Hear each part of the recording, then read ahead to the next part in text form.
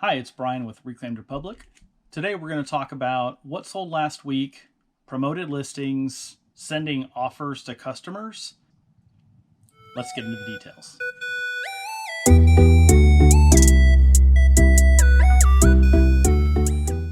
All right, so last week was even better than the week before, which I didn't really expect. This is my first kind of Thanksgiving, Black Friday, Q4, where I actually have been consistently listing inventory and was expecting to see decent sales, but I wasn't sure that this past week would be better than Black Friday week, which it was. So that was a good thing. We had 39 total sales come in. That's 38 sales on eBay and one sale on Poshmark. That represents total sales of $1,048 with $681.75 in pre-tax profit, yielding a 65% pre-tax profit percentage. So you'll see that right up here, but that basically takes into account all of the shipping income, shipping expense, the platform fees, and the promotional fees for items that were sold on promotion. We're going to talk about the top 10 items, showcase those with all the breakdowns of the profit, but also talk about promotions and promoting items specifically, and then also sending offers. So looking at the 10th best item of the week is a set of cassette drawers here that I bought at a estate sale for $2. These are vintage Walmart wood grain cassette drawers, the whole cassette tapes. I picked these up for $2 for the pair, sold them for $28.89 plus shipping on a promoted listing with a $18.45 profit, and that's a 65% pre-tax profit even on a promoted item. The 9th best sell of the week is this vintage Toyota belt buckle. So this is a Toyota lift truck belt buckle. Whenever I saw it, I didn't really pay attention to the details of the buckle a whole lot. I was like, looks cool. It says Toyota. It was $2. So I picked it up for $2.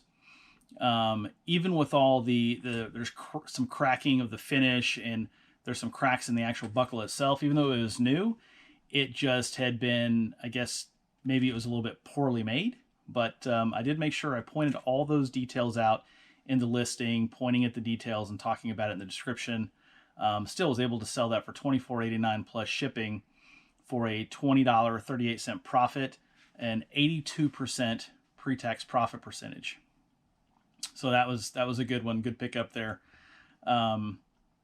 The 8th best sale of the week is this vintage, it's a 70s wood carving board. I've never seen one like this before, or I've never seen a carving board with all the metal stuff on it before, but the piece like raises and lowers, and you can hold your ham or turkey in place and carve it up.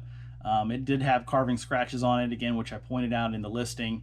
I saw pretty good comps for it, having sold before, so picked it up for $7 at a thrift store, and sold it in about 3 or 4 weeks for $39.89 plus shipping. That was a $26.73 profit, 67% pre-tax profit percentage. So the 7th best item here is going to be this Olight Friendship Mini Pen 2. So it's a pen, and then you can put pencil lead in the back end of it, so you can have a pen or a pencil. This was a free gift, and I say free, I say free very hesitantly, because they only give you free stuff whenever you're buying a bunch of other things. And I've said before, I'm a flashlight nerd, so I bought some flashlights, and they threw this in the box with it, and I looked online, people were selling them. It's brass, so it's kind of cool. But I listed it for $29.89 plus shipping and sold it in, I don't know, maybe 30 minutes within listing it, within 30 minutes of listing it. So this is a good time to talk about promoted listings and the way you sell, your status whenever you're selling, and the way you take care of your store. So I am a top rated seller, even though I've not been doing this full time for very long. I've sold enough things over time that I have the top rated seller status.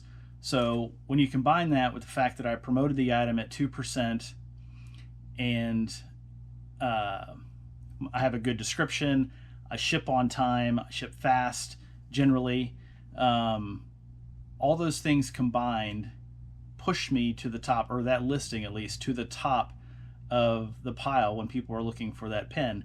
It had a decent sell-through rate, maybe about 125%, but that's over 90 days. That's not same day.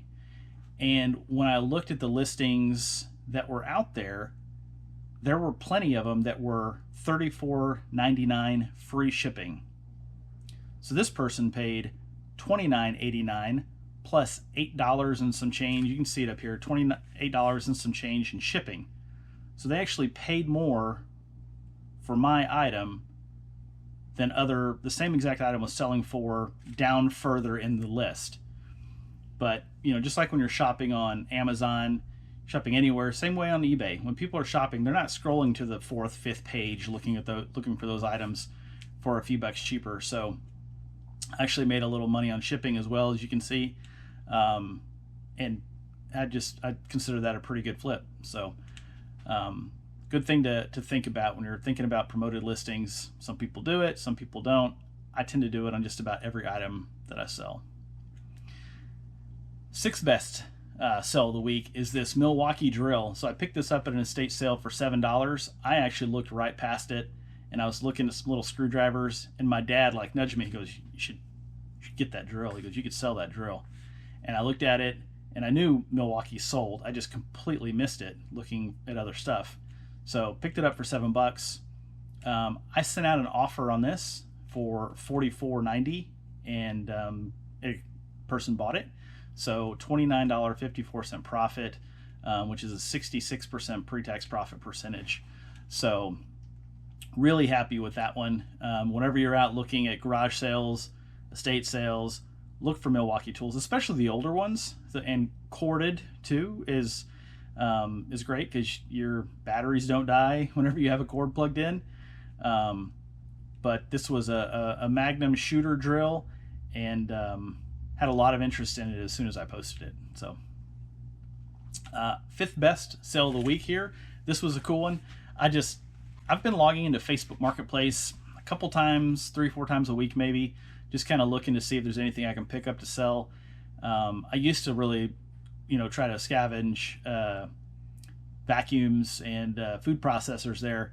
Those aren't as plentiful as they used to be, but I just happened to see these WeatherTech floor mats, a nice set for a Subaru Forester, and the guy had them marked down. He originally was asking $60, and I guess nobody was biting, and he marked them down to $20. So messaged him, and I picked them up within the next couple hours. Before I messaged him, I looked up the comps on eBay on those, and they were selling at about a 50% sell-through rate. So I thought, I'll go ahead and put those in inventory. So picked those up.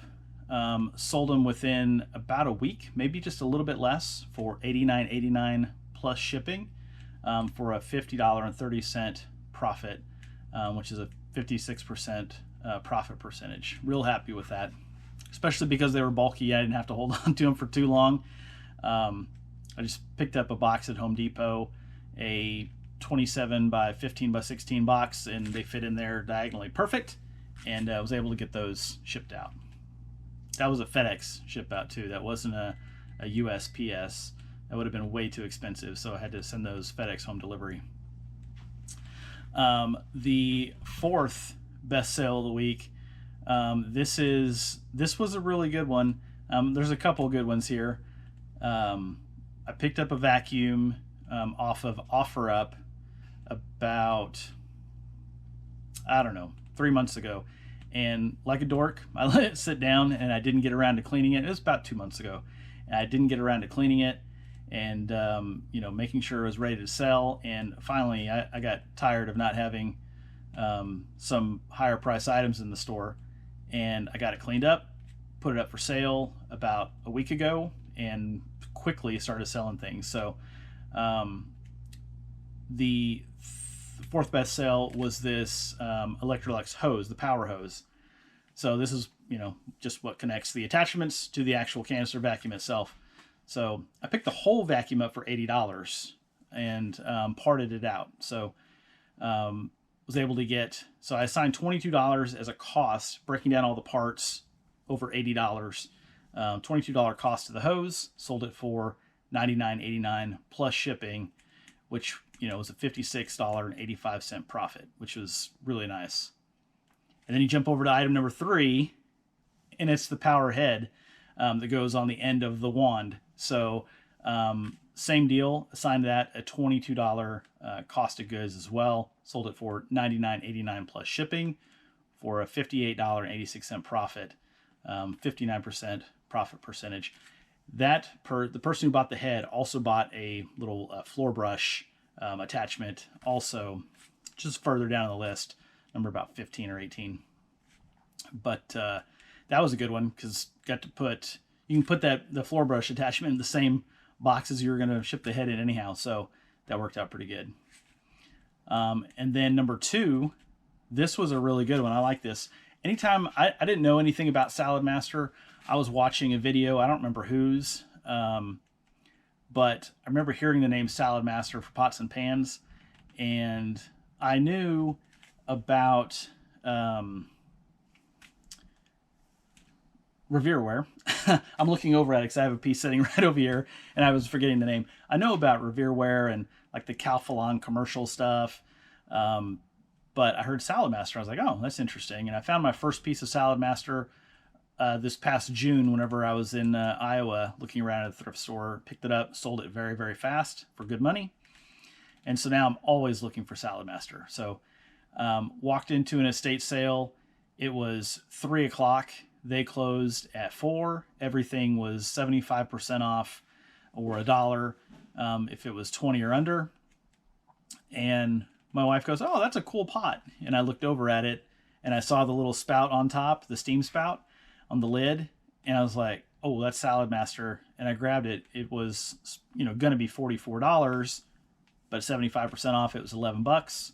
I knew that was going to be a good turnaround.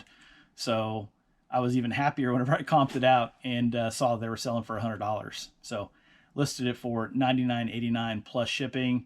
Sold in about a week, maybe a little bit less, for a $75.56 profit, 76% pre-tax profit percentage. That was a great one. But number one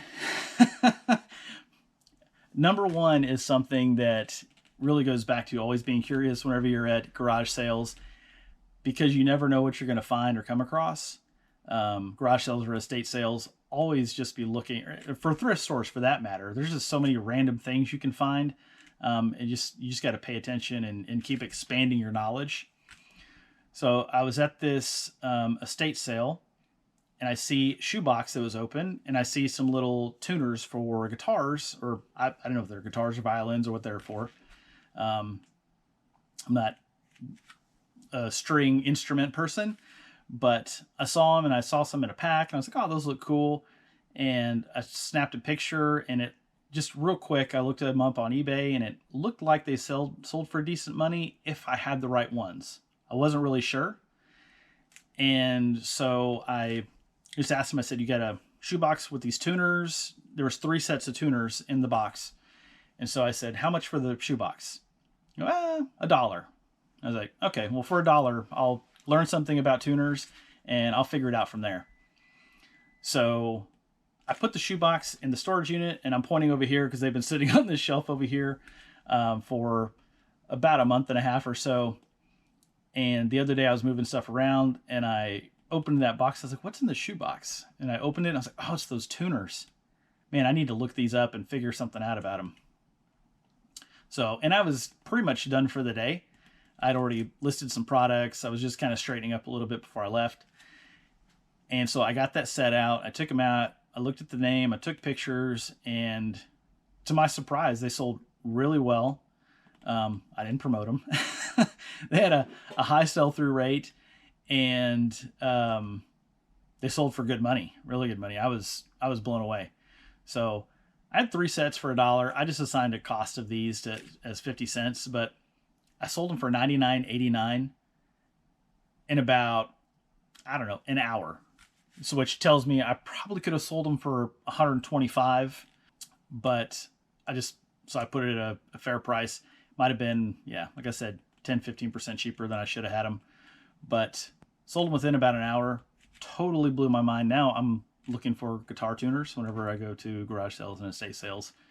But a $96.46 profit, because I made money on the shipping too, which you can see, for a 97% pre-tax profit percentage. That was a crazy find. I don't know that I'll ever find that again, but we'll have to see. You never know what you're going to find whenever you start just looking around and looking stuff up.